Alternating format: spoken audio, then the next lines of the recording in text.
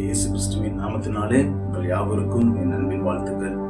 புதிய நாளை காண செய்த தேவனுக்கு நன்றிகளை செலுத்துவோம். இந்த நாளிலும் நாம் எடுத்துக்கொண்ட வேத பகுதி யோசுவாவின் புஸ்தகம் 1ஆம் அதிகாரம் 9ஆம் வசனம். நான் உனக்கு கட்டளையிடவில்லையா? பலன் கொண்டு திடமனதாயிரு, திகையாதே, கலங்காதே, நீ போகும் இடமெல்லாம் தேவனாய கர்த்தர் உன்னோடு கூட இருக்கிறார் என்று. நீ யோசுவாக்கு அவர் கட்டளையிடுகிறார். ஏன் பயப்படுற? ஏன் கலங்குற? ஏன் திகையிற?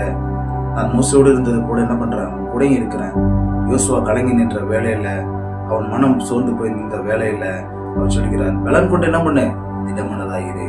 நீ போகின்ற எந்த இடத்துக்கு இந்த ஜனங்களை நீ அழைத்து கொண்டு போகிறியோ, எல்லா நேரங்களிலும் எல்லா சமயங்களிலும் நான் உன்னோடு கூட என்ன பண்றேன்? இருக்கிறேன். நீ திகையாத, கலங்காத. தேவனாய கர்த்தர் உன்னோடு கூட என்ன பண்ணுகிறார்? இருக்கிறார். இந்த நாளில் அவர் நம்மளை பார்த்து சொல்கிறார், உங்களுடைய வாழ்க்கையில நீ ஏன் கலந்து கொண்டிருக்கிற? ஏன் திகைத்து கொண்டிருக்கிறீங்க? நான் உங்களோடு கூட என்ன பண்ணுகிறேன்? எப்பொழுதும் இருக்கிறேன். நீ வெள்ளம் கொண்டு என்ன பண்ணு? தினமனதா இரு.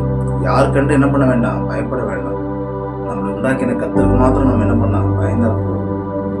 அதை விட்டுட்டு உலக மனுஷர்கள் என்ன சொல்லுவாங்க, பக்கத்து வீட்டுக்காரங்க என்ன சொல்லுவாங்க, ஏத்து வீட்டுக்காரங்க என்ன சொல்லுவாங்க, நம்மள அப்படி நினைச்சிருவாங்களே இப்படி நினைச்சிருவாங்களோ, அந்த கவலையே வேண்டாம். அப்போ உங்களோடு கூட இருக்கிறதுனால எல்லாவற்றுக்கும் பலன் கொண்டு திடமனதா இருங்க.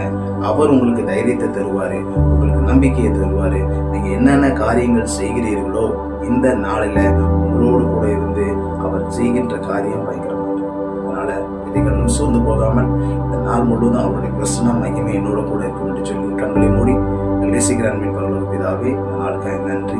நாள் முழுவதும் ஒரு பிரசுத்த கண்மையோடு கூட நடத்திட்டோம்.